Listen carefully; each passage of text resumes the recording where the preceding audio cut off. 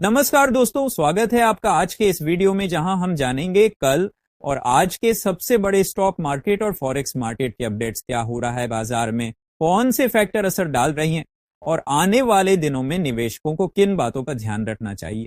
चलिए शुरू करते हैं स्टॉक मार्केट हाइलाइट से। शेयर बाजार में कल एक बड़ा झटका देखने को मिला जब सेबी ने अमेरिकी क्वांट ट्रेडिंग फर्म जेन स्ट्रीट को भारतीय डेरिवेटिव्स मार्केट में कारोबार करने से प्रतिबंधित कर दिया।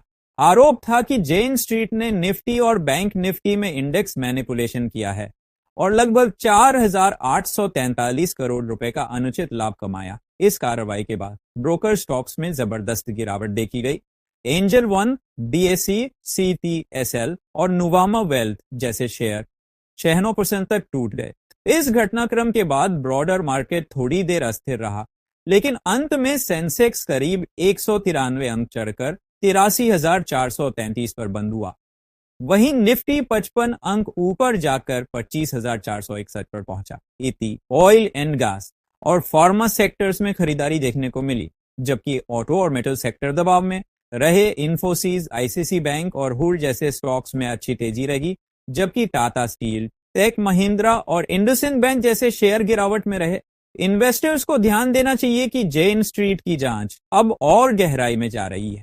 सेबी डेरिवेटिव्स की एक्सपायरी डे ट्रेडिंग पैटर्न्स को लेकर सतर्क हो गया है और बाजार में नए रिफॉर्म्स भी लाने की तैयारी में है, जैसे लॉट साइज बढ़ाना और रिटेल एक्सेस को सीमित करना।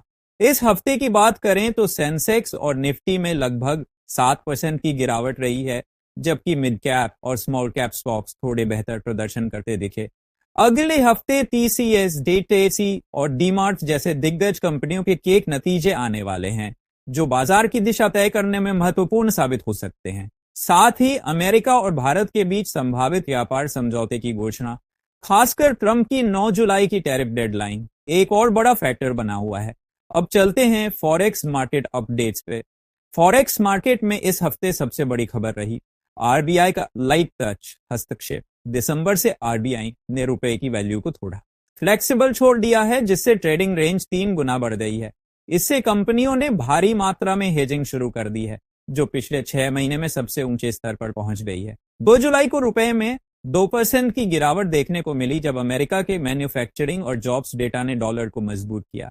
यूएसडीएनआर फिलहाल 85-70 रुपए के आसपास ट्रेड कर रहा है। हालांकि फेडरल रिजर्व की नीतियों को लेकर अनिश्चितता बनी हुई है। जेरोम पाउल ने कहा कि ट्रंप के टैरिफ से ब्याज दर में कटौती में देरी हो रही है, जिससे डॉलर पिछले 5 दशकों में सबसे बड़ी गिरावट झेल चुका है। इस बीच भारत की विदेशी मुद्रा भंडार 8 अरब डॉलर तक पहुंच गए हैं, जो पिछले 9 महीनों का उच्चतम स्तर है। इसका मतलब है कि आरबीआई के पास पर्याप्त संसाधन हैं किसी भी बड़े शॉक से निपटने के लिए। रुपये में आने वाले दिनों में उतार चढ़ाव बना रह सकता है, लेकिन ज्यादातर विश्लेषकों का मानना है कि यह 50 रुपए से 86, 10 रुपए के दायरे में घूमता रहेगा। दूसरी प्रमुख करेंसी पेयर्स की बात करें तो यूएसडी करीब 1,760 के आसपास ट्रेड कर रहा है, जहां उसे 1,830 तक ऊपर जाने की संभावना है।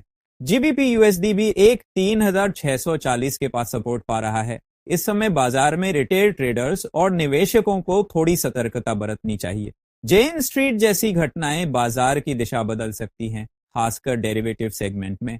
अगर आप लॉन्ग टर्म निवेशक हैं तो आईटी, ऑयल एंड गैस और फार्मा जैसे सेक्टर्स पर ध्यान दें, और अगर आप फॉरेक्स में ट्रेड करते हैं तो हेजिंग स्ट्रेटजी तैयार रखें, क्योंकि जुलाई 9 की ट्रंप डेडलाइन के बाद रुपए और डॉलर दोनों में बड़ी चालें देखी जा सकती हैं।